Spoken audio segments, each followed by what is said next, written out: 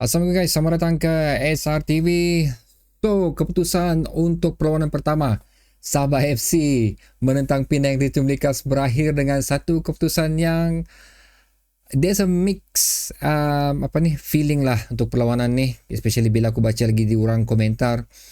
Ada yang hampa, ada yang macam tengah-tengah. Okey lah tu, diorang bilang tiada masalah juga. Dan ada yang bergembira juga dalam keputusan seri ini, di mana menunjukkan yang at least kita punya rekod kalah di Stadium Likas untuk perlawanan pertama berjaya dielakkan lah.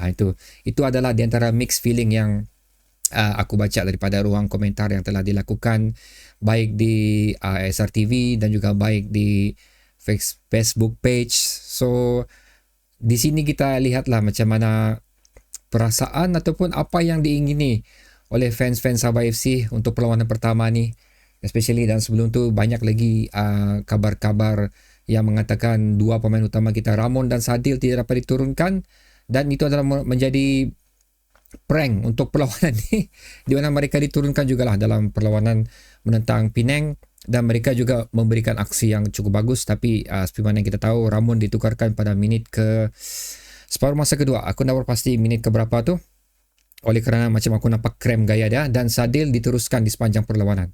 Sadil diteruskan kah? Tapi at least masa perlawanan Sadil lebih lama lah daripada Roman Magado. Itu yang cuba aku sampaikan di sini. Dan aku berada di stadium pada perlawanan ni guys, dan untuk isu penalti itu aku betul-betul berada di belakang tiang gol dan memerhatikan apa yang terjadi untuk perlawanan tersebut. Bukan satu kali guys, dua kali sebenarnya. Kalau kamu tengok news, hanya dinyatakan pada minit ke-77, tapi ada lagi satu sebenarnya handball yang telah dilakukan oleh pemain Penang. So itu adalah benda yang amat menjadi perbualan hangat lah, di mana di Akbar sendiri pun ada mengeluarkan benda tu sebenarnya. Pada minit ke-77 itu aku nak berapa nampak lah, pasal dia berada di sebelah sisi tiang gol. So aku nak pasti sama ada handball ataupun tak, tapi itu yang paling diperdebatkan oleh Sadil sendiri. Tapi apa yang pasti, handball kedua pada minit ke-78 tu betul-betul berlaku di hadapan mata aku. So kalau VAR boleh iktiraf aku sebagai penentu penalti atau tidak pada perlawanan tu, sudah pasti aku memberikan kenyataan tersebut. Bukan bias terhadap Sabah FC pasal ianya betul-betul berlaku di depan mata aku pada minit ke-78 tersebut. Tapi again, referee menidakkan klaim yang telah dilakukan oleh pemain Sabah FC, dan inilah merupakan juga salah satu punca kegagalan kita untuk mendapatkan 3 mata pada perlawanan ni. So untuk video ni guys, sebenarnya aku cuba untuk berkongsi dengan kamu ada lebih kurang 8 note penting yang telah aku catat di sepanjang perlawanan tu. Apa punca sebenarnya berlaku di sebalik kegagalan Sabah untuk mendapatkan 3 mata pada perlawanan ni.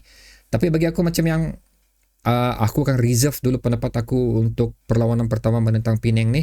Of course aku akan ulas sepenuhnya pada video yang seterusnya, tapi untuk video pertama aku untuk saingan Liga Super pertama Sabah FC ni, aku akan reserve dulu, pasal aku tidak mau macam awal-awal keluar video sudah negatif. Itu yang aku tak mau, yang cuba aku sampaikan kepada kamu sini. Jadi basically, selain daripada insiden-insiden tersebut guys, apa yang paling penting untuk Sabah FC, kedua-dua pasukan jugalah sebenarnya, tapi of course kita akan bercerita mengenai Sabah FC di sini, adalah gugup pada perlawanan pertama.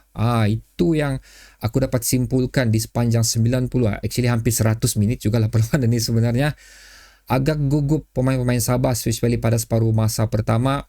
Separuh masa kedua baru kita nampak mereka start rancak mengatur pergerakan mereka, tapi bagi aku kegugupan tersebut belum dapat disettlekan dengan segera, walaupun separuh masa kedua cukup cantik cara mainan Sabah FC. So ini basically adalah bagi aku lah, ini again pendapat aku saja, mungkin aku salah. Aku bukan niat aku untuk mengondem Sabah FC, manajemen Sabah FC dengan membuat keputusan untuk membuat perlawanan pramusim yang macam ni saja. Bukan begitu niat aku, tapi again ini adalah pendapat aku saja. Tapi ini adalah kesan utama akibat daripada persediaan pramusim yang tidak cukup bagus. Itu yang aku cuba sampaikan di sini, kerana jika kita bandingkan persediaan pramusim Sabah pada tahun 2000 23 agak jauh beza cara persediaan pramusim mereka, dan kita tengok hasilnya pada 3 perlawanan pertama Sabah FC untuk season lepas. Apa yang telah Sabah FC tampilkan dengan memiliki pemain yang sama daripada season lepas juga. So ini bagi aku adalah efek benda tersebut kenapa kita agak gugup dan seolah-olah kurang berkeyakinan. Pemain Sabah FC kurang berkeyakinan. Kalau aku cakap pasal kurang berkeyakinan ni, ada banyak lagi yang aku pecahkan dalam note aku ni. Tapi again, note aku ni aku akan kongsi pada kamu pada video yang akan datang. Okay, itu aku janji sama kamu lah. Penang pula guys, mereka tidak menyedari potensi sebenar mereka untuk perlawanan ni.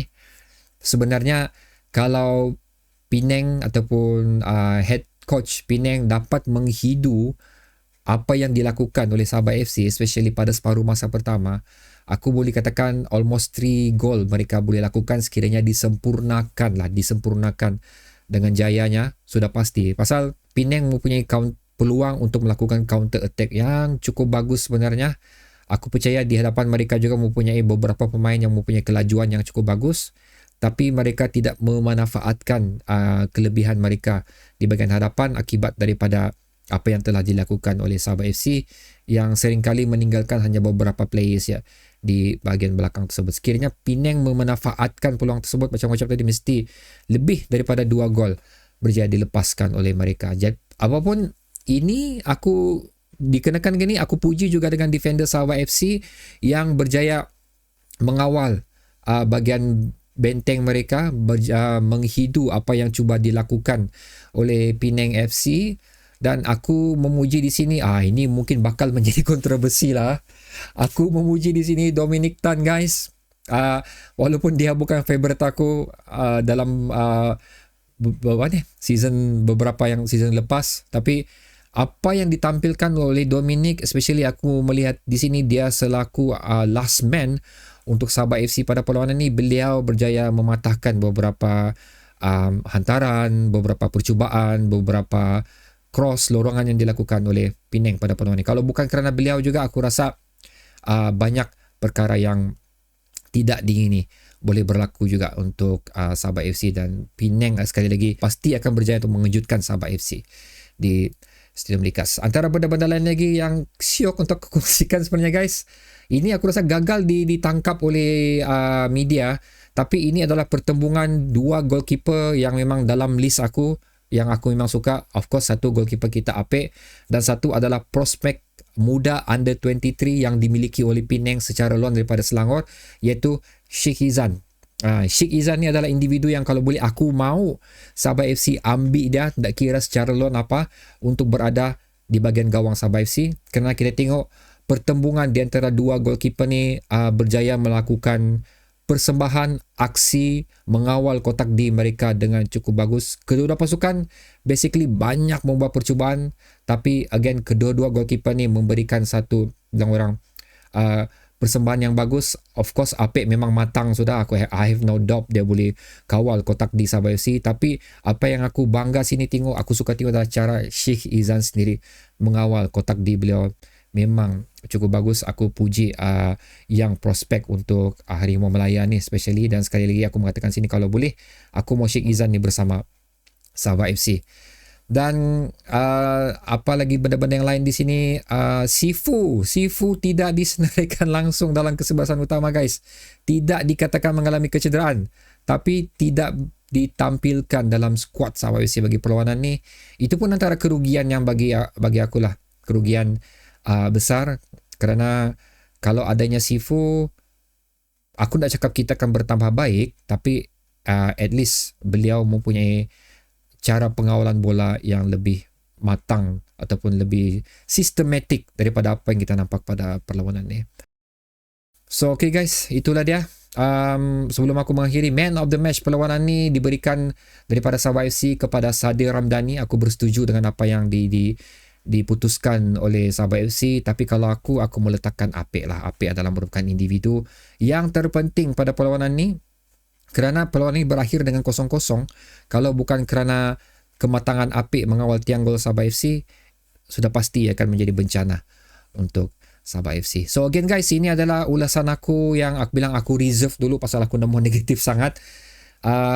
So memang banyak benda yang aku tidak kongsikan, dan again aku janji aku kongsikan kepada kamu di video yang akan datang. Di situ aku akan bilang orang, aku dah akan tapis-tapis lah apa aku cakap. So hopefully pada video itu tidak ada pihak yang tersinggung, kerana niat aku adalah baik, niat aku adalah untuk berkongsi apa yang terbaik untuk Sabah FC. So letakkan pendapat kamu pula mengenai perlawanan pertama Sabah FC ni di ruang komentar di bawah, sehingga kita berjumpa lagi di video akan datang guys. Assalamualaikum.